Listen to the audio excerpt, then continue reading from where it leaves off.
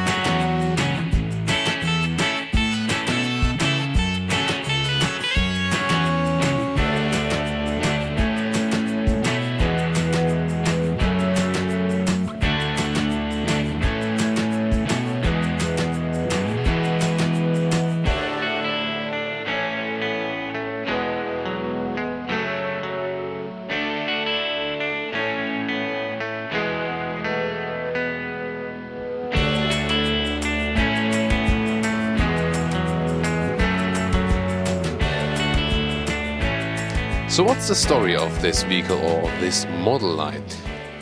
Basically everyone knows the old Fiat 500, and there was a Fiat 600 which was basically the bigger brother of this car. And from 1957 Seat was basically batch engineering it here as the Seat 600. And in 1963 then there was the successor, the 600D, which had some changes, for example some more power under the hood. We'll soon take a look at that. And actually this very vehicle, just as a Seat, was sold about 800,000 times, 400,000 times here as the successor as the 600D. And this very vehicle here today is from 1965. And in the front you can see, well, it has this same round shape than the Fiat 600 with those nice round nice round headlights and also those shoulder lines in the front. Really a design which says, you know, I'm really friendly, I'm nice, and it was also used to drive to holidays, although it didn't have too much space inside, but we'll soon show you how they transported the luggage. Just 3.32 meters or 10'9" is the length of this vehicle, and you might wonder if that is really a bigger version of the original Fiat 500. Yeah, well, it is actually. So it has more room, especially for the rear. We will also take a look at the interior, and the doors are really special because they open in the front. Tiny rims, just 12-inch, and I really love the design with, you know, with the white paint on the tires. And maybe something of that will be coming back soon because there are new tire innovations which also allow more color on the tires. So that's also, you know, what is maybe coming back very soon. Here especially fitting to the bright color of the vehicle, which has also this, you know, this look of the 60s for sure. And then you have already seen what we have behind here. This is a so-called Cosval. It's a trailer which was originally fitted to fit about 250 kilograms of weight. I think this umbrella is maybe out of use now. But I can tell you this trailer here, we will also open it very soon and then tell you even more about how they transported luggage for holidays. So the rear is characterized by those floating design here, and you will soon see what's behind that. This is no trunk, what we see behind this hatch. And you see this classic chrome style fenders, this is also, typical for the style of that very age. And of course, it has to be massive for the trailer right there. Even some electrics for nowadays use, that they have braking lights and so on. And I would like to know from you, what do you think about the styling of this very vehicle, which is, by the way, from the Seat Classic collection. You can basically also take a look at that. It's usually based near Barcelona, and here today the car was brought to Germany. And now we are joined by Isidre Lopez. He's the head of the Coches Históricos, so of the Seat Classic collection. First of all, welcome. And maybe we can take a look at the engine together. I heard it's 0.7 liters just of displacement, so a very small engine. But at that time, it was maybe a classic engine, which is basically normal with that power. Yeah, 4 cylinders, 767 centimeters cubics. This is the second evolution of this type of cars, 4600. The first, it was 633 with only 18 horsepower, the first evolution. So this was basically, maybe you can open it also. So this was basically the change from the 600 to the 600D, that we have then more horsepower output here. Yeah. This is the second evolution of the history of 600, and it was an engine for 767 centimeters cubics with 25 horsepower. And a 4-speed manual gearbox? Yeah, 4 gears, and 1 rear. Yeah, it's a very small car, so I think the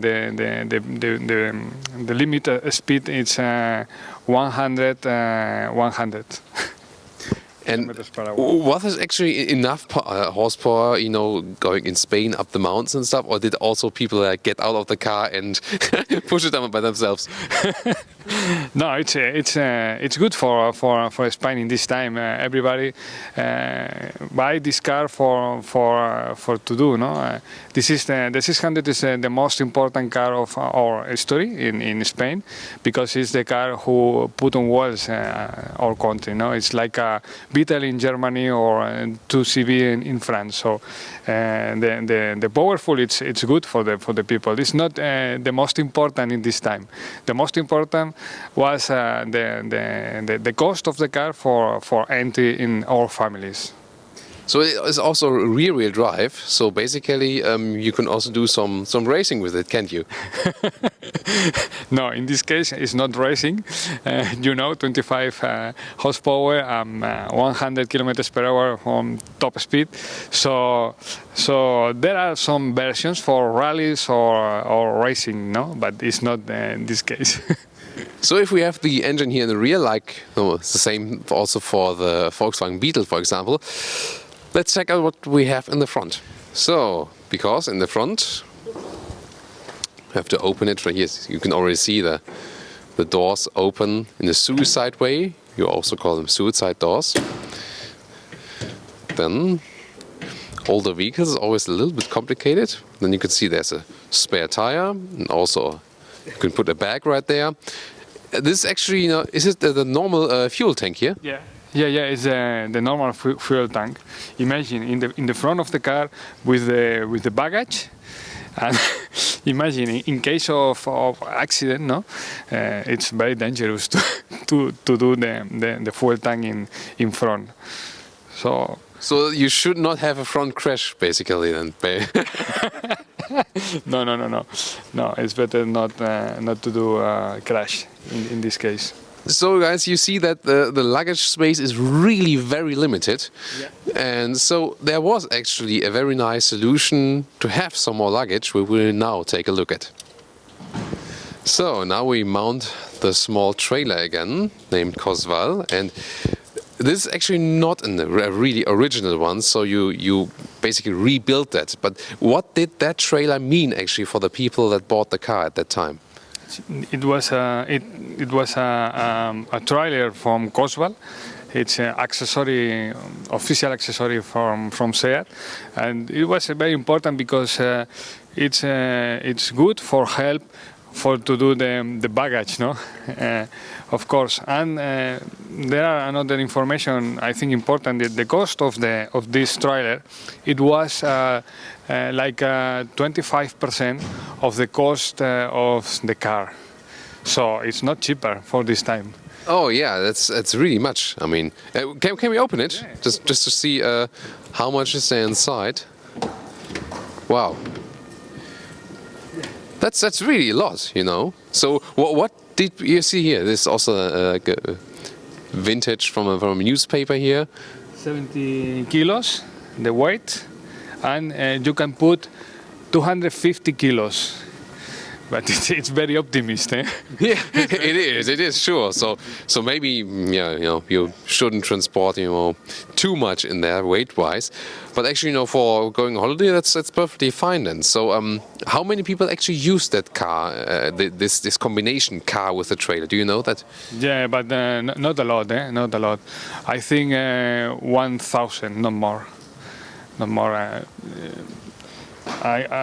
This car we sell it near to 800,000 cars, but only 1,000 for trailer, with trailer.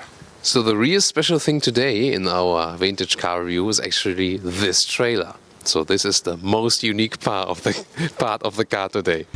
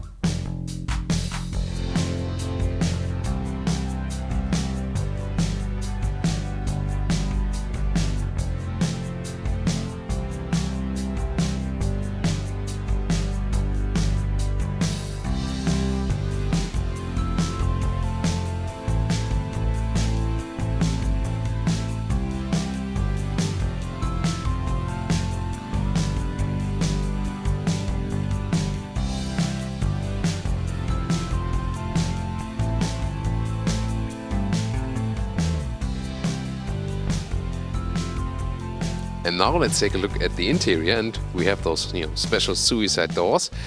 And actually those doors were really loved by Italians and, you know, with their Fiat models, and also by the Spanish. First of all, you see you have a very easy entry. This opens really 90 degrees, and so there's no problem to get in and out, especially for the front seats. Special design also here with, you know, fabric style, then with, could be leather red, I'm not exactly sure. You see this very slim and also slim steering wheel. It had to be a little bit bigger at that time because you don't have any support from the steering wheel, so you needed big steering wheels that you were actually able to, you know, do anything with the steering wheel. You see, look at where my head actually is when it's like, this is when I'm, but then so you can see the height of the vehicle. So it's not exactly the vehicle that would fit my size. I'm 1.86 or 6'1", and you can see now I'm disappearing again on camera. But actually, you can see this does work with my headroom. So I could actually fit in here, and it's not too uncomfortable actually. So, well, the seats are very small, very slim, and you see I could actually also just steer the steering wheel with my knees, so that's also possible. Just basic instruments here, and, you know, turning indicators, for example. The 110 kilometers an hour is the maximum speed. The speedometer doesn't go any further. So cute, you know, how the speed is actually written on there, and gasolina for the fuel. And I mean, that's basically it. You can, you know, start the car right here. Here's this key. This is, you know, just for the classic rally. So this has nothing to do with the original car. And I mean, that's basically it. You have got the shifting stick right here. Also pretty tall. They can reaches. Then you can put some stuff right in there. Storage space and the manual handbrake. And you didn't need actually much more at that time for such a vehicle, and that's well, sun visor, for example. But when I put down the sun visor, I can basically not see the road anymore because now the windshield is so tiny. But of course, this vehicle has so much charm, and it's always, when people look at it, they just start smiling. And by the way, later on for the E versions, it was same for the Fiat and for the Seat, they removed those suicide doors again and put it, on the normal one. Suicide doors at sometimes, nowadays you see them with modern Rolls-Royce cars again, but other than that, they came out of fashion because of safety, because at some point when you open them while driving, or maybe, by mistake, they got flown away by the wind and like, bam, that's it. And if you have the doors mounted in the front like this, the wind pressure always closes them again, by the way. But Spanish and Italian people, especially all the men, they were really, really sad when those doors were removed later on with the cars, because they would always like to see the ladies. When they got out of the vehicle from the suicide doors, they could always take a look at the ladies' legs. So this is, funny insight for sure with these doors. Then I also want to show you if I can really get in the rear of the vehicle. So let's just try. So you can just put the seat backwards here. It's just like, there's no real feature flipping or whatever. And then you see you do have some space there in the rear. Let's see. Whoa. I have to become a snake man now. And let's see if the seat goes backward. Yeah, I mean, driver and co-driver can actually touch my knee then while driving. But if you're not that tall, it is theoretically possible. I mean, seat belts, nothing really at the rear. We do have some seat belts here, but they seem to be retrofitted as well. I could hold on here maybe. But other than that, it's really like, a little bit feel like you're sitting inside a small cannonball, for example. Of course, you have the best view on the cockpit from here.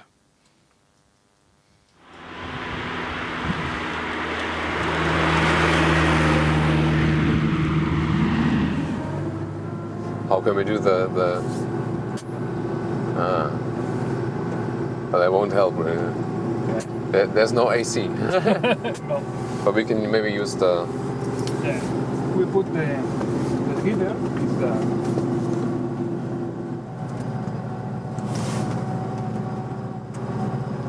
So guys, there's no AC. So I have to wipe the screen here now. And let's go with the driving part. It's a really rainy and foggy day in the Sauerland region in Germany. So even more challenging to drive this car. Of course, no seat belts. At that time it was not really common. And the thing is also from the regulations wise, look at that tiny wipers, so sweet. So when at that time they were mandatory, you're also not obliged to wear them right now. The same was as I was driving the original Jeep, from the war Jeep basically. Also no seat belts, just the difference that this was not really open at all. So then, let's see if I can get in the third gear. There we are. But I already realized that in the third gear, not so much is happening anymore from the engine. Very thin steering wheels, very funny to control, but it's not too hard actually because it is not that small. Of course, I also have to take a look at the trailer, but I don't do anything bad with that one. It is, somewhat similar to the old vintage Beetle from the driving, because you also have the thin steering wheel, also the sound from the engine. Of course, you have to give it a little bit throttle that you can get up this hill here, for example. Well, comfortable wise, I mean, I do fit in here with my size. It's also not too uncomfortable actually. So back to second gear. Shifting works actually quite well. So maybe we just go further up now. This, oh, no, this shifting, yeah. Oh, yeah, I have to give it enough throttle that I don't stall the engine. Yeah, here we go.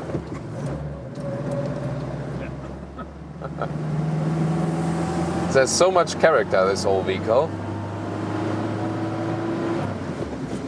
And to the third gear, and well, I think there's no real figure for 0 to 100 acceleration because the question is if you will make it to 100 ever. Funny also, when I look to the rear mirror, I can see something in the rear beside the trailer. Also Holger, our cameraman for today, is also accompanying us in our camera car. Let's now go to fourth gear. There we are. Oh. Not up the hill. Better back to third gear. So you know, people were doing really also long holiday trips in those vehicles, and it's really hard to imagine to do that really today. But if you go for a small fun ride, you know, that's something you can surely do, and this is also really a lot of fun. You don't really feel that you would be moving the trailer in the rear, because also quite slim. It will make a difference when it's heavily loaded, then it will make a difference when you brake, for example. So also over 100 more of vintage vehicles here on the road today in the Sauerland region for the Sauerland Classic Rally, the second time this is being done. And cars really ranging from 1924 to 1975, something like that, all taking part in this ride. And we are here today then with the 1965 car, so relatively new as well. So now I'm getting up to speed just a little bit, turning a 25 horsepower engine up. I'm really a fan of those small windscreen wipers. One of my favorite features here in that vehicle. You see, I always have to duck a little bit because otherwise I'm too tall. I don't have to care about speed limits here today because it's hard to exceed the speed limit with this vehicle anyway. So Isidre is accompanying me, by the way, so just in case I have any questions to the vehicle. So now we're going downhill. Of course we're going slow with those small tires. Also in those wet situations, I mean, those old tires, see people greeting here. That's also another effect, you know, when the vintage cars come, they're always greeting this vehicle. Because no one says like, yeah, you know, what you have, some poser vehicle or no. No, it's like everyone is really friendly when they face that. So I always say like the most special thing about the vintage cars where you have to look out the most are the brakes. So, I mean, steering-wise, you can easily get along. Power-wise, that you don't have too much power, you can also adapt to that. But the only thing you can't really adapt is using the brakes, because sometimes you really hammer the brakes and nothing is happening if you compare it to nowadays cars. So to me, the biggest difference from those older vehicles and the really new ones are always the braking power. And I think that's also, you know, the main aspect of safety. And you also hear that we got the rear mounted engine. You really hear it almost as you would be sitting directly next to it. So sound wise, it's more a feeling like sitting in a kart, you know, being in a kart race. And size wise, it is surely also comparable. So what I'm realizing this car, I mean, I've driven several vintage vehicles already, it's relatively easy to steer, so you don't need too much power. And sometimes with those vintage cars, you really need very strong arms to be able to still control it. But here it's actually fairly easy. Maybe it's something, you know, the wheel is not that heavy, you know, so that has maybe also something to do with it, and also the small tires. Yeah. So there's maybe the reason then you don't have to use so much power to turn the wheels. Does it really only have 3,000 kilometers on the clock? Or is that after the restoration? after the restoration? Yeah. Ah, okay. So when was it restored? 2 years ago. 2 years ago. Okay, Yeah. okay. So the engine is basically relatively new then. Yeah. New old, basically. New one. Yeah. So it's really fun to ride, and I mean, I imagine if you had some even a little bit better weather outside, it would be even more fun for sure. Maybe also riding with the windows down and stuff. Was there also a convertible version of this one here from Seat? Yeah. Ah. Yeah, but the plastic roof. Ah, okay. The plastic Yeah. roof. Yeah. So best also for me would be the convertible version, because maybe I could look outside up the windscreen. Then that would be a good solution, and for me for sure. So I mean, when people are driving behind you, sometimes they may say, it's going so slow, because again, in nowadays cars, sometimes when you, for example, driving a Mercedes E-Class and you drive 100, you think like, oh, it's so boring, and it's like I'm driving 30, and here it's like the opposite way. When you're driving 30, you always think, oh, I'm driving really fast, like driving a motorcycle or even a bicycle, and people behind you something like, why is he going so slow? But I think it's also a good thing, because again, those vintage vehicles, they are not that safe. They don't have the biggest braking power, so it's also good that you're actually driving them slower. And of course you want to take good care of her, for example. And it's automatically, when you have an older car, that you more develop a relationship. You think, when going up the hill, like, come on, you're doing it very well, keep going. And I think that's also something about the spirit here. Now, in our dynamic riding test, wow, here the S corners with a trailer. Yeah, there's not, it's actually suspension-wise, it's not too uncomfortable. It's of course a rather soft suspension. You can't expect any sporty riding from it.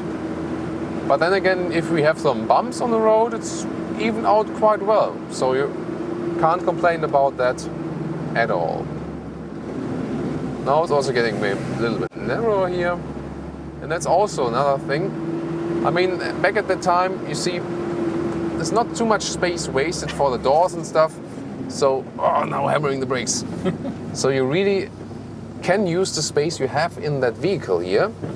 And that also means you have a narrow appearance on the road. So if you have, small cities, for example, old Spanish cities, or then the Fiat equivalent, the narrow Italian streets, then it's always good to have also a narrow car, and you're not starting to sweat when you have those big vehicles nowadays and you think, does it fit left, does it fit on the right? Also, the side mirrors are so tiny, so you can just go through the small alleys and nothing will happen basically, so you're perfectly fine with that. So, I think definitely a fun vintage car to ride. I always enjoy it when I have those special trips right here. The shifting, by the way, is also quite easily done. So I had other vintage cars where I was always searching for the gears, and some that didn't really fit in. But here actually it's quite well done, so you have no problem with that. Do you know maybe about the durability of those vehicles? Were they actually quite okay, or did you have to repair a lot always? No, not a lot.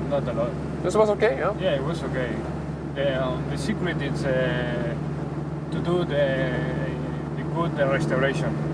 Oh, okay. After that, it's, the mechanical of this car is very heavy. So I think also important that you, maybe if you have some mechanical skills yourself, this is still a vehicle where you can actually repair everything yourself, right? You don't have, you have special super tools or electronic gauges, and No. still all manual work.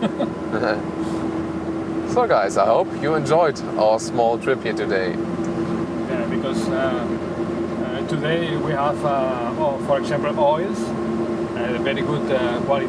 So it's these oils help a lot the steel of the mechanic parts, of course. Yeah, so nowadays then you can drive those vehicles actually longer maybe than you could do at that time.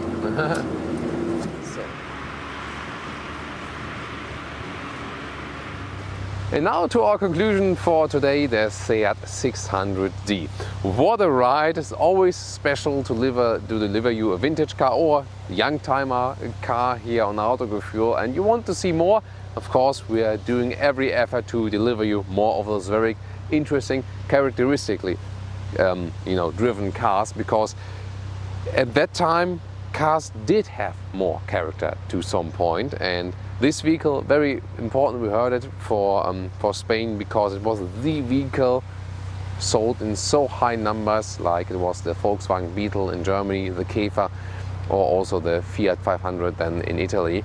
So definitely a lot of charm, even though it's batch engineering, Fiat and Seat. But obviously back then people didn't care, and of course we don't care today. It was a very special ride, and this one here, well, sadly in the rain on the Sauerland Classic Rally, but especially with this vintage rebuilt trailer setup, so many people just smiled it and just are happy for the car. The interior is also pretty simplistic as it was at that time. Still, I could drive as a tall person in that one. Not too comfortable, but I mean it did the job, and also it was not that expensive, and being that affordable car, that was also the main aspect of this very vehicle. Of course, looking forward to your feedback, and I hope you have enjoyed this vintage episode, that we went out here in the rain and still did this review here for you today. Thank you so much, and also join us on our next trip.